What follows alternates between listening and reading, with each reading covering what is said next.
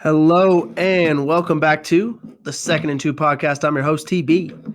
I've got my co-host, producer extraordinaire, connoisseur of the hats, master of the grills, lover of the lenses, my guy, Jody. What's up, Joe?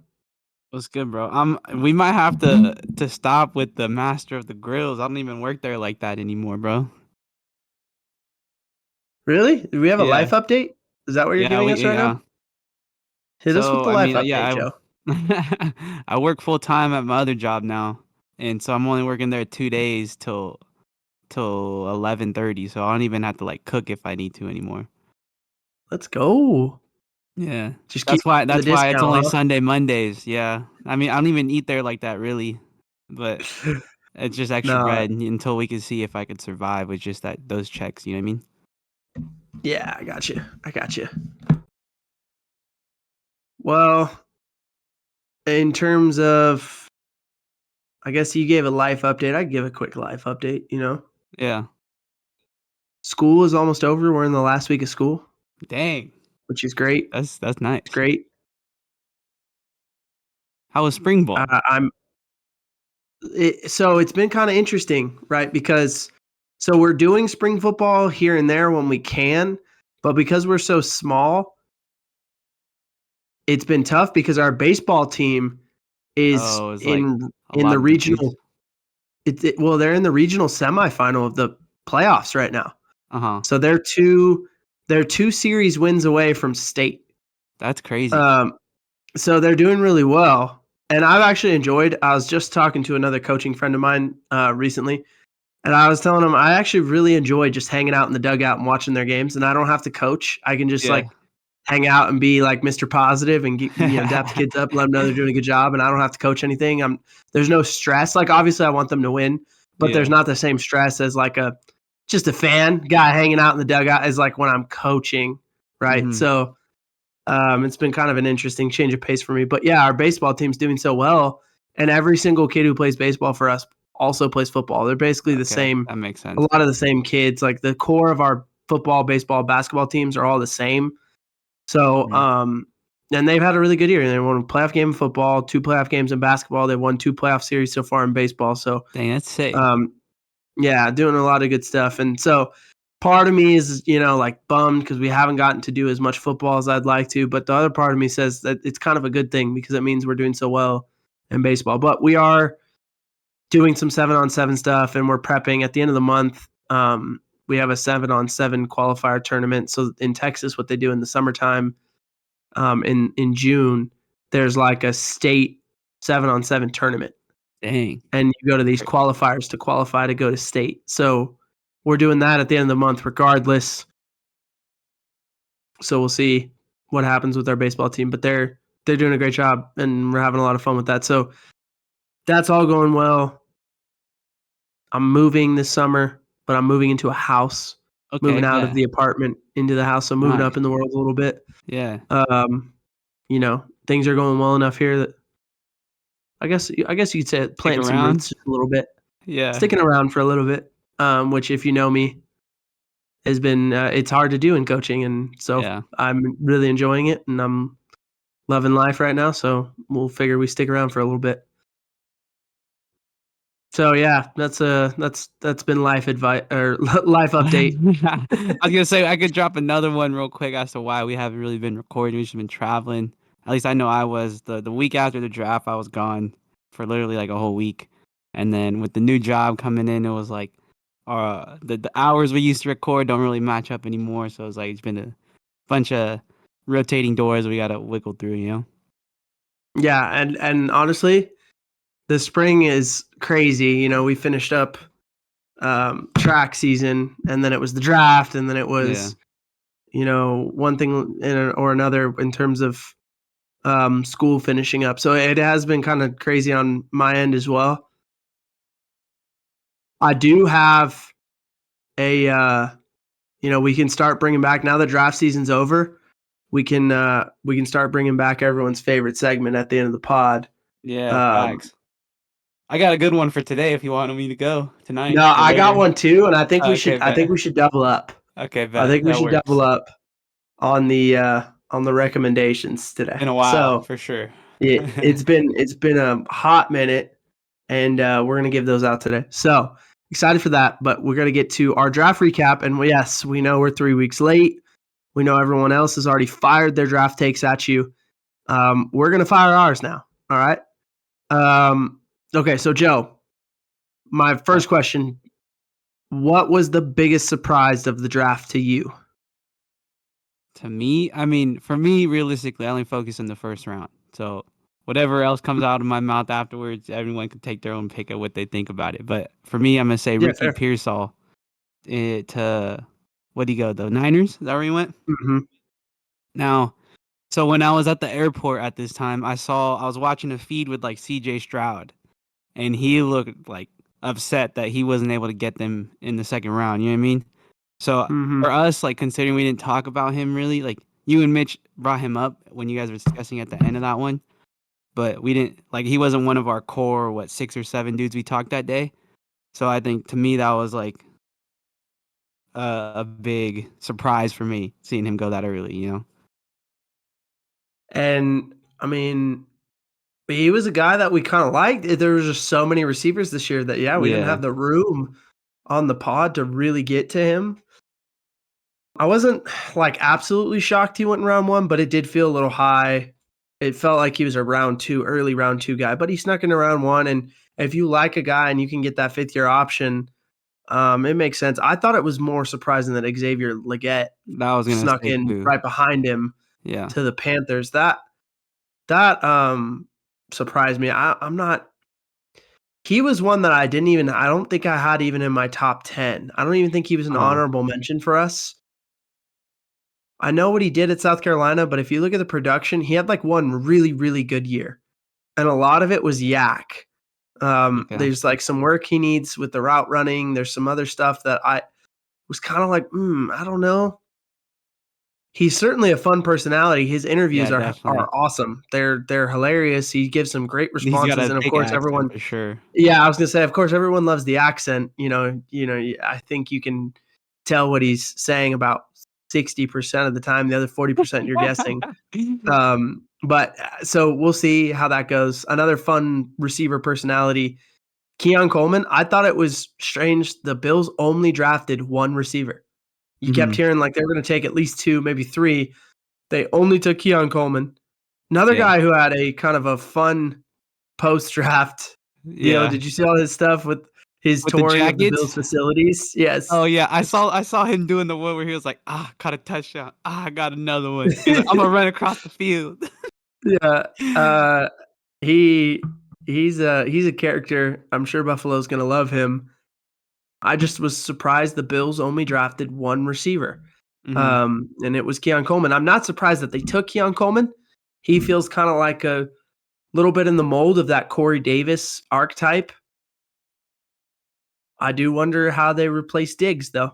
We'll see. Yeah, that's We'll for see sure. if Coleman's production can match what Stephon Diggs did for them. But all right, give me another thing that surprised you, Joe.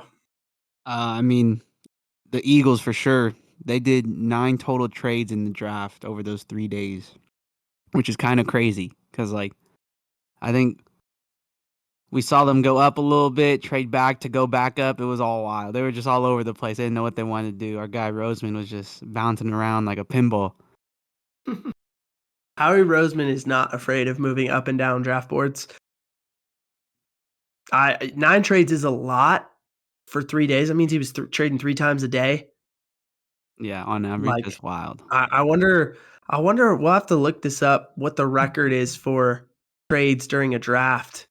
See if Howie if he broke a record there or not. But that feels like could be. I think for me, the next big surprise was 6 quarterbacks in the first 12 picks. Everyone's kind of touched on the Michael Penix, Bo Nix deal. Those guys going at 8 and 12 respectively. We knew 4 guys were going to go in that top 10 range, with 3 going in the top 3, and then JJ McCarthy, I think everyone expected to go in that top 10. Yeah, Penix and Nix, they just got people stuck thought in there. maybe, but I think people thought maybe round 1, maybe as True. high as 12, and then another guy in the Also teens. And true. I just half the first 12 picks being quarterbacks was outrageous, and it Mhm.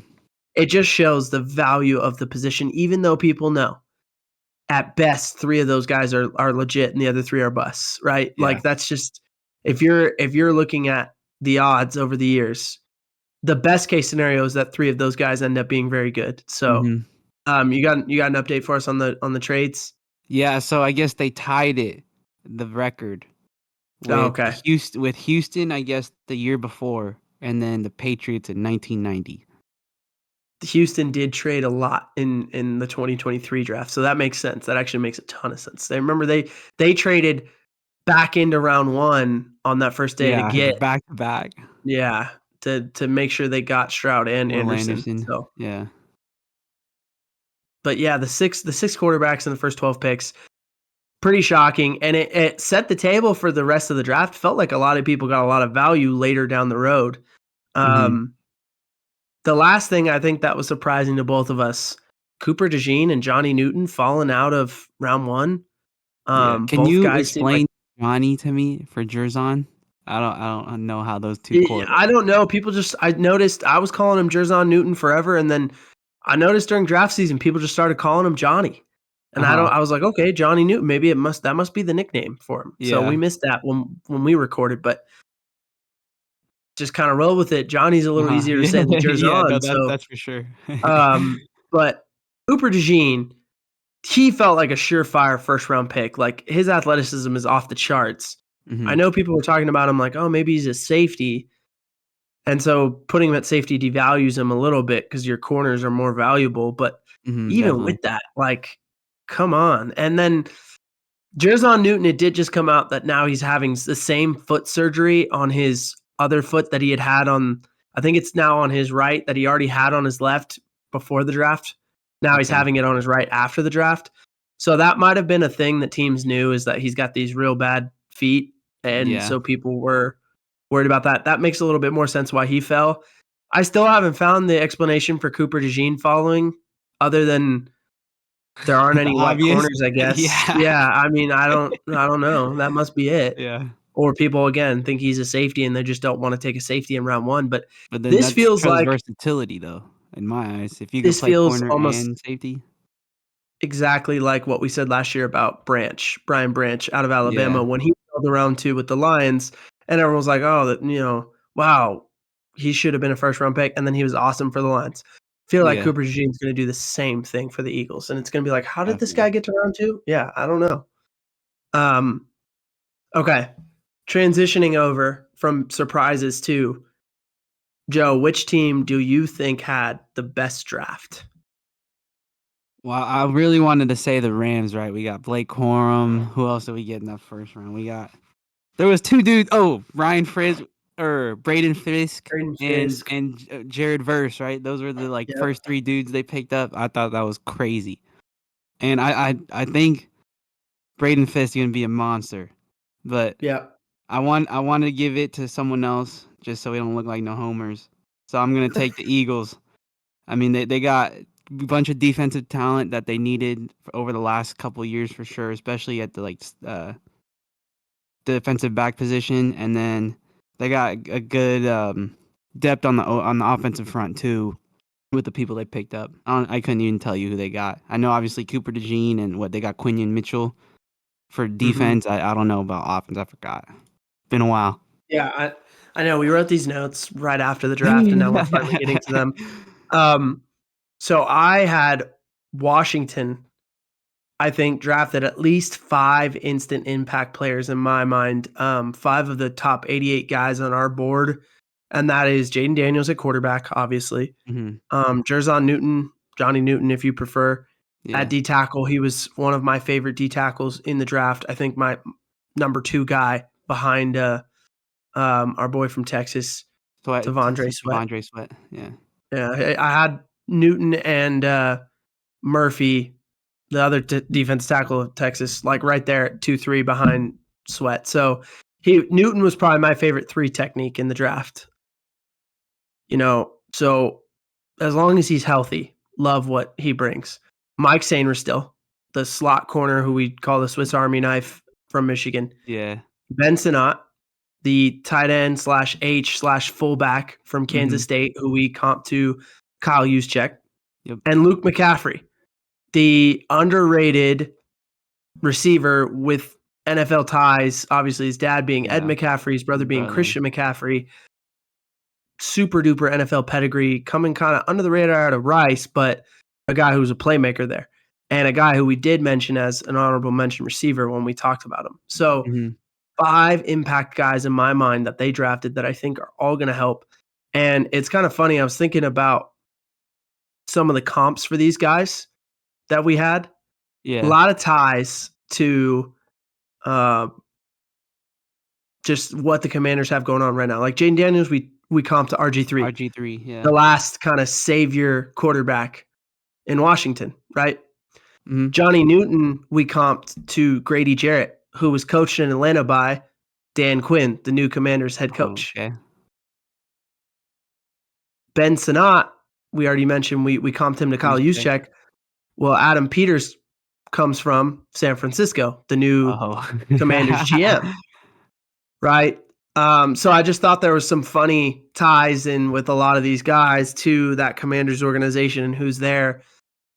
Just thought that it makes sense that Dan Quinn would want another Grady Jarrett and that, Adam Peters would want Kyle Juszczyk for their offense. Just made a ton of sense. So I thought that was fun. But I think all 5 of those guys start and or at least play a big role quickly in this first year. Another guy they drafted, Brandon Coleman, could factor into their O-line quickly. Jean-Baptiste is an edge rusher with some traits that could blossom as well. So I love what they did here combined with what they did in free agency, like getting veterans like Bobby Wagner and Zach Ertz. I kind of think, I may say this now, I know it's May, but I think the Commanders could be a playoff team in the NFC with what they did in this offseason. I think they could be kind of a sneaky, turn it around quick. Dan Quinn bringing some pedigree, a guy who's been to a Super Bowl as a head coach, had a lot of success in the NFL, and then you give him some vets that know his scheme. You offensively, we'll see what they look like. Obviously, they'll have a brand new system there with Cliff Kingsbury as the offensive coordinator and Jaden Daniels as the quarterback. But there could be some fun stuff going on there. I think the Commanders could be much improved. Oh, definitely. And for Johnny Newton, you had him ranked second behind Sweat, and I had him at first for me. Yeah, so we definitely liked him for sure. Okay, which team had the worst draft, Jody? All right, so this one, like I said earlier, it's tough because I only cared about that first round. We had our mock draft. That's kind of where everything was positioned towards with everything that we done up leading to the draft. So I looked at all the teams and all the draft picks they took, and the one that had people that I had no clue about was going to be the Bucs. So I think they had the worst one. And they took people that when we did talk about them, I wasn't really fond of them anyways. So unfortunately, the center dude, I don't know him. Graham Barton, he went to Duke. Don't know him. Chris Braswell, I'm pretty sure when we did the edge draft, I left him off my list and chose someone else that was our honorable mention. Tyke Smith, he's a smaller safety, went to Georgia. Don't know him. Jalen McMillan, receiver from Washington. UW. And let's see, Bucky Irving. There we go. We talked about him. He was Oregon running back. They got him in the 4th round. I don't remember. I might have had him 3 or 4. Let's see. We got Elijah Klein, a guard from Texas. More lineman. Devin Culp, tight end. It don't ring no bells for me besides 2 of them dudes. You know what I mean? I'm going to have to just throw it to them, unfortunately. Hopefully they get improved with their choices. But as far as I know, it looks like a rough start. You know what I mean? I didn't hate the Bucs draft. I know it wasn't a sexy draft, I guess is what we're saying, but a lot of the names you mentioned could turn into good players. They could. Tyke Smith was an honorable mention safety for us. Jalen McMillan was kind of outside all of there's so many receivers, so it's kind of tough. Played in a really good offense at Washington. Graham Barton, I do like, though. He's got a lot of flexibility. Could play almost all 5 positions on the offensive line. So he's smart. Yes. He went to Duke, man. You got to be smart to go to Duke. played left tackle predominantly in college, but like is Okay. probably going to be a Whoa. guard, maybe a center. So yeah, he's kind of all over the place. Bucky Irving, I kind of liked him as like a scrappy running back, kind of shifty, Tony Pollard type. So I don't think their draft is terrible, but I see what you were saying. There's they picked a lot of guys that maybe need a year or two to develop, and we'll see how long it takes them to contribute. Okay. I went with New England. If Drake May is good, then this draft is a win. Right. I really thought he was kind of a boom bust prospect, though. Kind of a scary choice in the top 3, if you ask me. I think there were other quarterbacks I liked better. I understand why they did it. Like, honestly, they had to. So they had to pick a quarterback here. I just maybe would have gone with a different one, but I understand. Like, the traits are there. Like, the top end traits are there. So I get it. But I don't think any of the other players they drafted were in our top 90 on our board. Like, Jalen Polk and Javon Baker are 2 receivers they drafted, but I don't think either one of those guys is like a true wide receiver 1. And they already have a glut of like wide receiver 2, 3s on their roster. KJ Osborne, who they signed from Minnesota. Pop Douglas, Kendrick Bourne, Juju Smith-Schuster.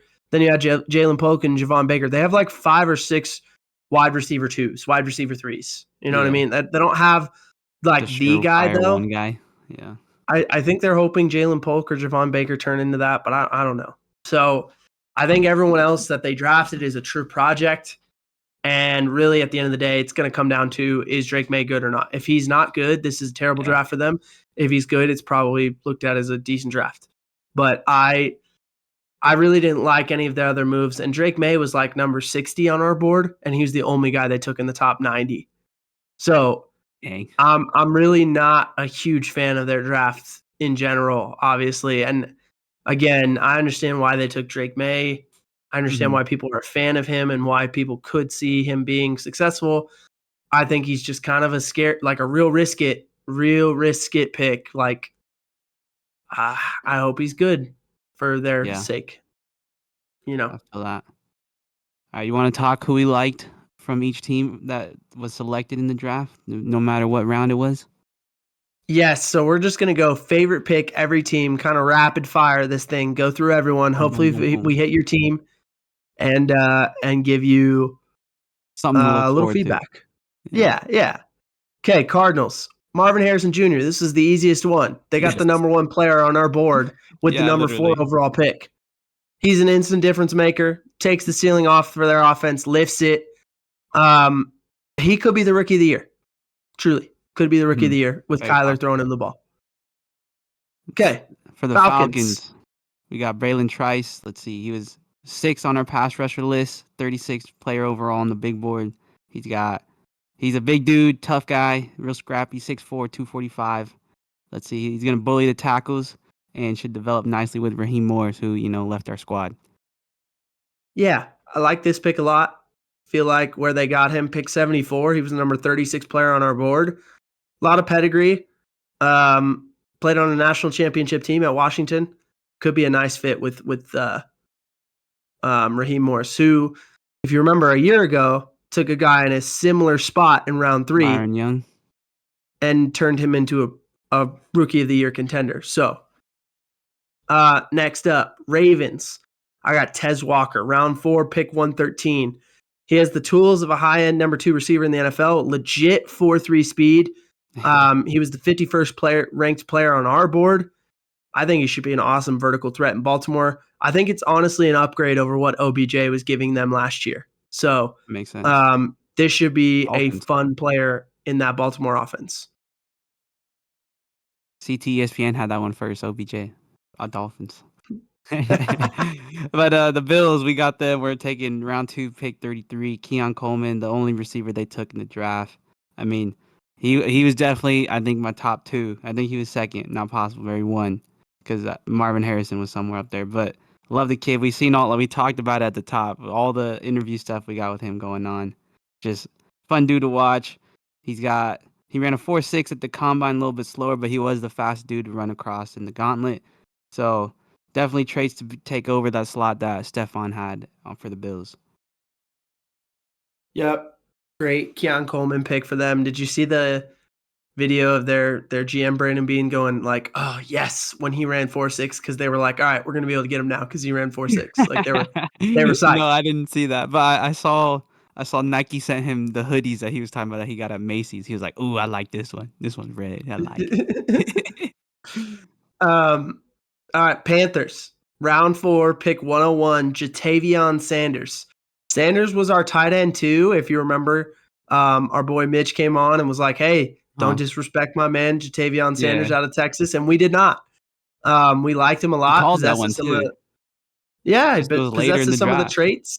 Yes. Our mock, I had him going at pick 33, and they got him at pick 101 instead. That's awesome value, insane value.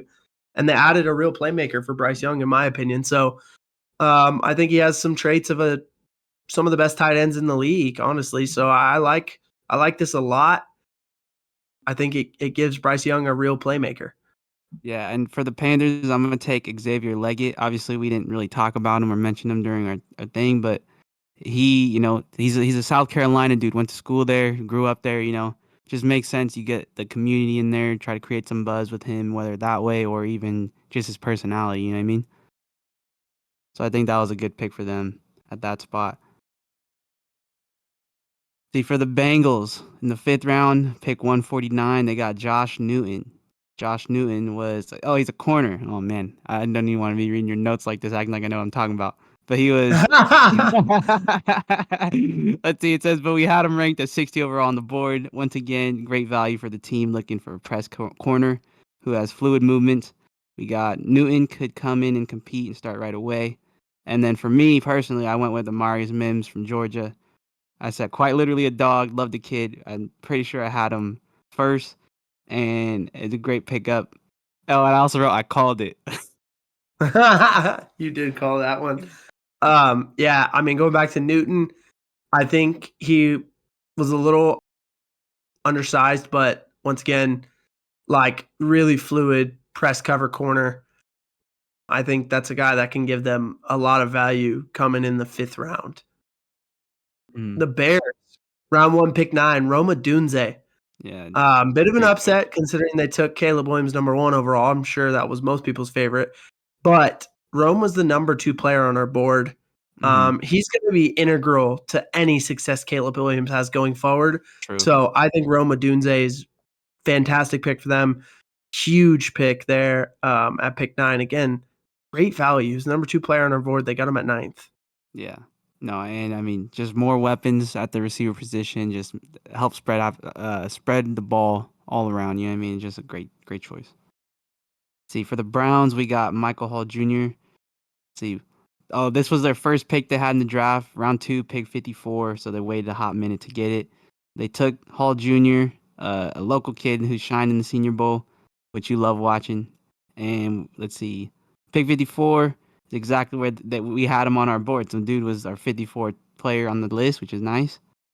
Perfect value, and he should be an impact player for their defense off the bat.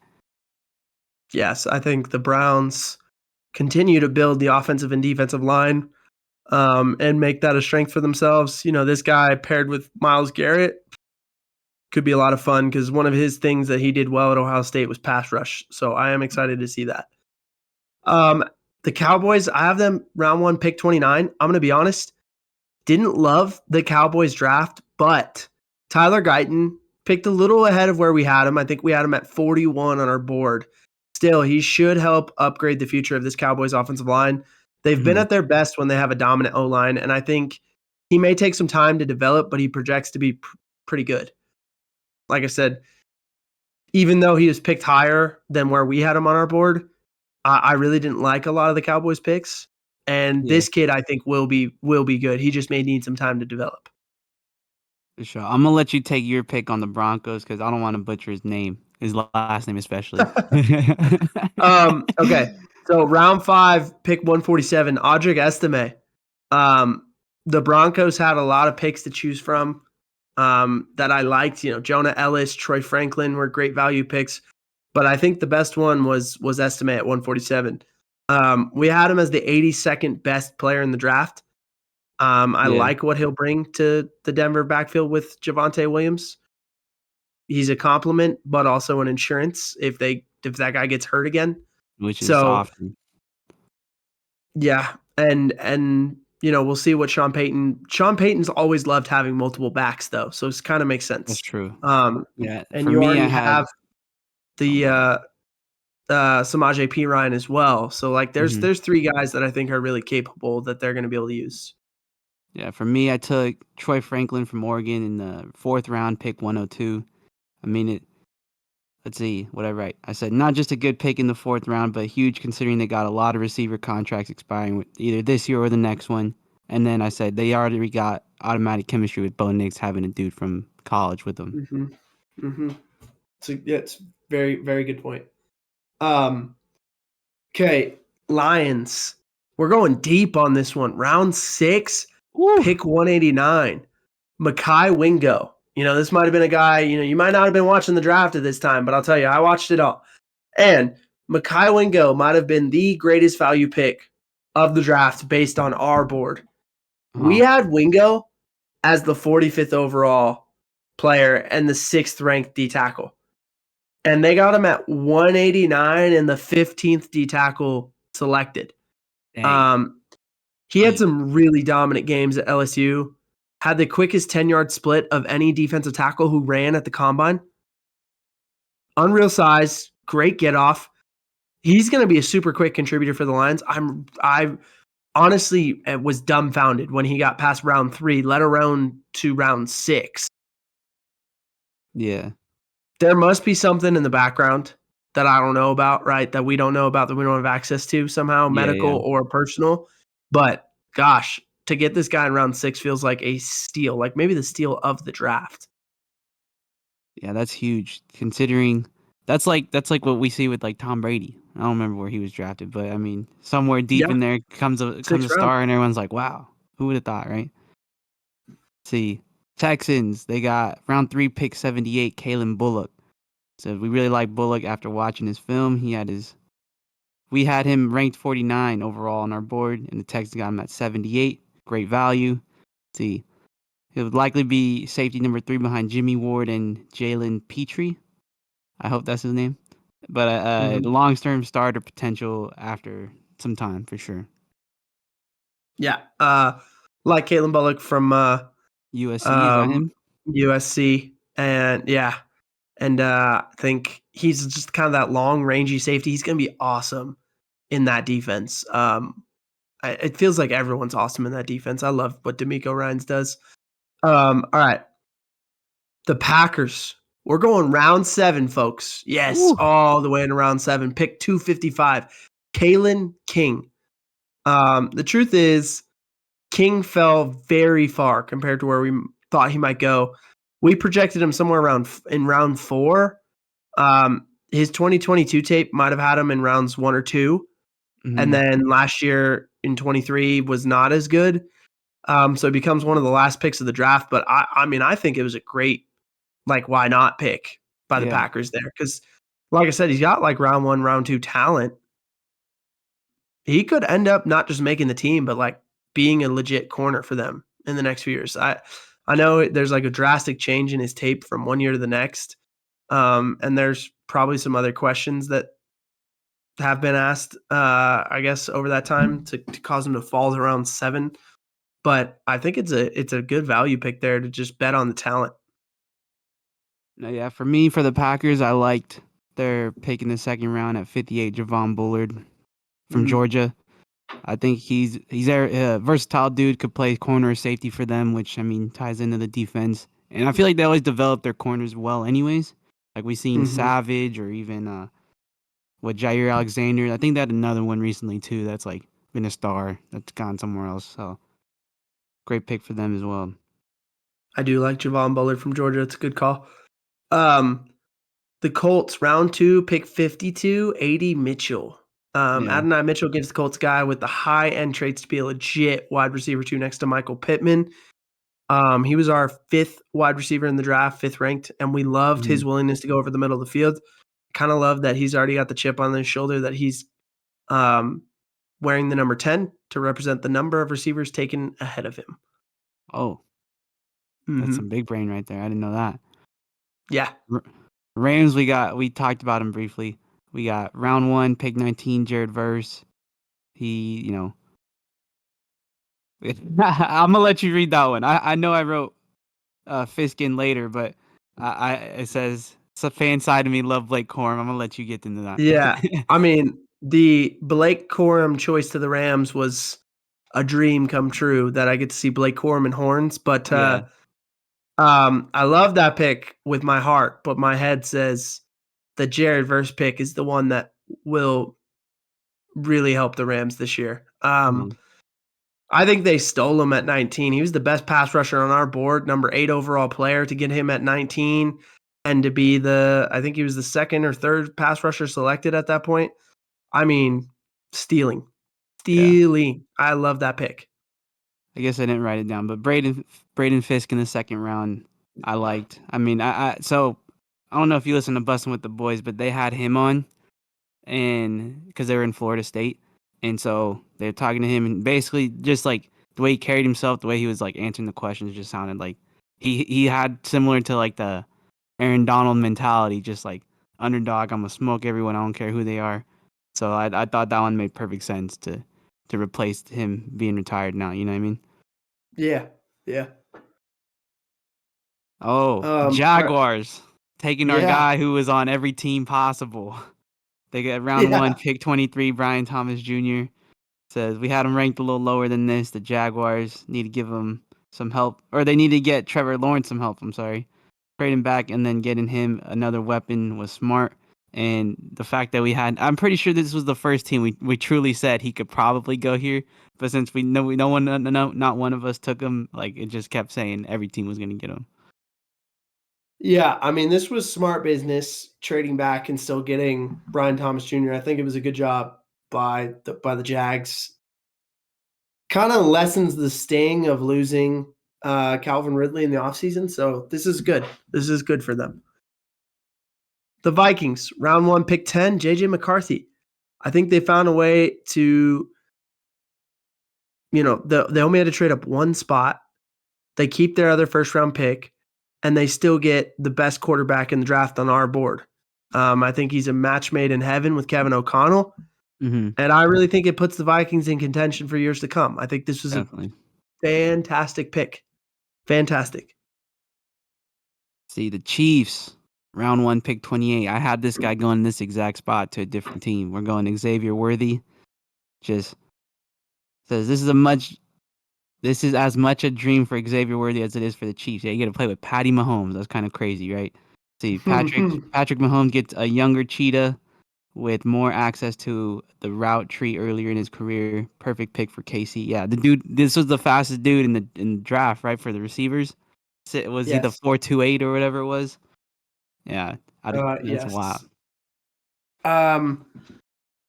Now the Saints, round 2, pick 141. They get pick 41. They get Kool-Aid McKinstry. He was the 26th best player on our board. We love the fit of him in New Orleans with Marshawn Lattimore. Savvy pick for the Saints, not necessarily a need, but the best player I'm sure on their board at the time. If you listen to Nick Saban talk about this guy, it should make you feel like, holy crap, the Saints got a steal. Love the pick for the Saints there. Well, did you hear that he was trying to get Quinion Mitchell too to go to the portal? Mm-hmm. Just a nice little wrinkle to sprinkle on there. But the Raiders, we got round 2, pick 44, JPJ, Jackson Power Johnson, the center. It says one of our favorite evals of the year, especially for the O-line for sure. And to help solidify their offense with this pick, makes perfect sense. You got to protect your quarterback at all costs. And down there in the middle, you got a dude who could facilitate the O-line and do that too. Yeah, I think I saw something that said they're going to play him at guard initially, so that should be interesting. Mm-hmm. Giants, round 2, pick 47, Tyler Nubin, stud. Going to be a long-term starter.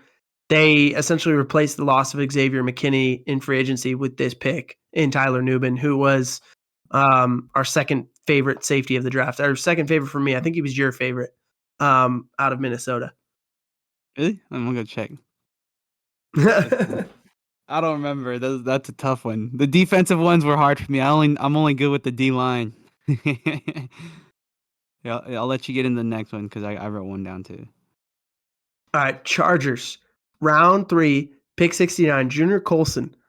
Think his fit in LA is about even more than just his play at linebacker. It's bringing a guy in who understands what Jim Harbaugh's about, right? It's about a guy who knows, who won a championship with Harbaugh, knows what that looks like. He's going to bring versatility, leadership, nasty attitude. He's everything the Chargers have been missing at linebacker for a while. I think this is going to be a great pick for them. Yeah, for me, I took Ladd McConkey from Georgia, round 2, pick 34. Makes perfect sense. They get themselves a well-needed receiver and an intermediate to deep threat, which we haven't really seen from them. They're more deep balls. They got the tall dudes, let them go. Randy Moss people, you know what I mean? So it'll be nice to see over the middle, like get it to him, make some moves on dudes. I do think the Chargers knocked those first 3 picks out of the park. Yeah. To come away with Joe Alt, Ladd McConkey, and Junior Colson was fantastic for them. The Eagles, round 1, pick 22, round 2, pick 40, Quinyon Mitchell and Cooper DeJean. That's a team addressing a need and doing it with 2 of the 4 best guys at their position in the entire draft. I love the combo of these guys. They turn a weakness into a strength for Philly basically instantly. I love this. This is great. Great job by the Eagles. Dang Howie Roseman. He did it again. And then going back to the Giants pick, I did have him one. I honestly, the name didn't even ring a bell to me, so I was so confused. And then I saw his There's picture. a lot of guys we eval, man. There's a lot of guys we picture, eval. and I was like, oh, I do remember this guy. Let's see. For the Dolphins, round 1, pick 21, Chop Robinson. Says, we love this pick so much that it made our mock draft. Another one, DJ Khaled. Said Chop should add to an already good pass rusher duo of Bradley Chubb and Jaden Phillips. Man, that was a good pick. I love that Chop Robinson mock and mock pick, and it turned out to be true. I kind of just love that for the Dolphins. Yeah. The Seahawks, round 1, pick 16, Byron Murphy. It's going to be the centerpiece of an awesome Seahawks defense under Mike McDonald. I think he's the perfect guy to be on the line of scrimmage for a Seattle team that has struggled to stop the run defensively. They've been very good against the pass for the last 3 or 4 years. They haven't stopped the run. This is going to change that for them. I think Mike McDonald's going to make that an emphasis, and Byron Murphy's going to help. Oof, the Jets. I know we got 2 here.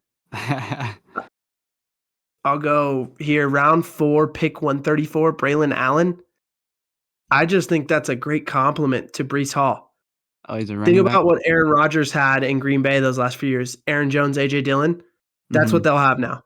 Okay. They're going to have Braylon Allen, Breece Hall. That's what you're getting now. I think that's a great combo. That's going to help their offense. Braylon Allen is also arguably the best pass protector in terms of running backs in the draft. So that helps Aaron Rodgers a lot.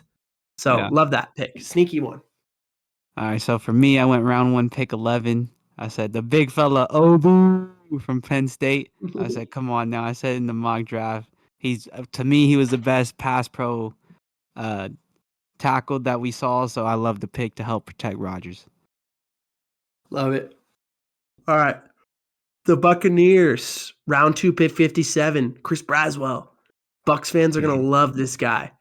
I think he's a playmaker who was edge number 4 in our rankings. He should be able to generate pressure early and often for Tampa. And it's great value getting the 23rd overall player on the board at 57. Yeah, no, I mean, hopefully he could put some pressure on some quarterbacks. That's all I'm going to say. Let's see. Steelers, we got round 3, pick 98, Peyton Wilson. Said a report came back out during the draft that he no longer has an ACL on one of his knees, which is kind of crazy to think about. That explains why our linebacker 1 fell so far. Still, the Steelers' defense now has a playmaker at all 3 levels on their defense, and Wilson would give them flexibility and versatility. That's crazy, though. Just gone, just nothing in there. Yeah, I mean, I love the gamble though at pick 98 to say like, Yeah, well, we could be getting the best linebacker in the draft. We could also be getting him for a year because he has no ACL in one of his knees. But round 3 is about the time to take that gamble. yeah.